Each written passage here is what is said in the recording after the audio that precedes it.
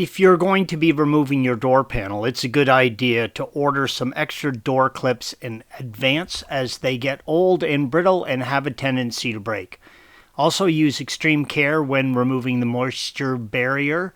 If it tears, you want to replace it. You do not want water getting inside. You're going to start by removing the two Phillips head screws, green arrows, that mount the door panel to the door. One is in the air duct and the other mounts to the door handle cover. Move the air duct flap in the door clockwise to the closed position to expose the first Phillips head screw and remove the screw, green arrow. Use a small pick to pop the cover off in the door handle area, green arrow, and then remove the Phillips head screw underneath. After removing the screw, the interior door handle will be loose, but will still be secured by a cable that goes to the latch in the door. Using a plastic prying tool, lever out the memory seat switch, green arrow, if your vehicle is equipped with memory seats. Pull out and unplug the memory seat switch by pulling it straight out on the connector. Once unplugged, you may also want to tuck the harness inside the opening so it doesn't get caught when you remove the panel.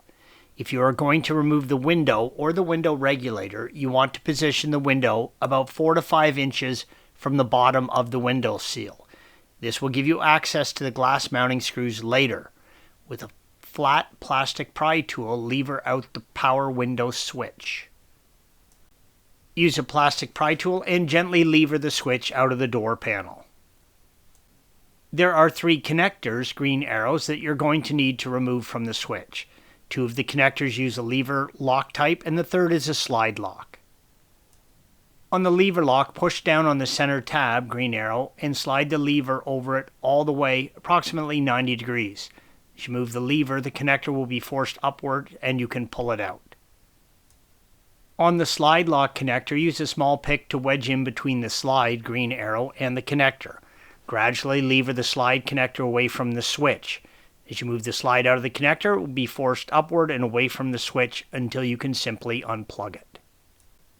Start to fish the wiring through the opening so it does not get caught when removing the door panel. At the bottom of the door panel, there is an access light. Use a flat plastic pry tool to lever the light out of the door panel.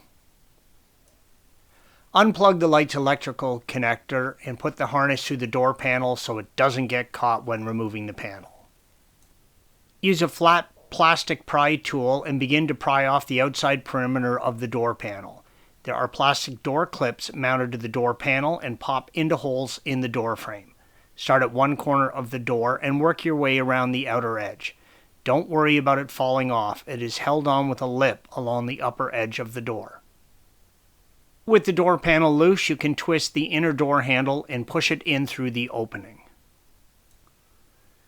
Pull up at the bottom of the door panel and away from the door frame. At the same time, lift up the upper edge of the door panel to release the upper lip it is mounted on.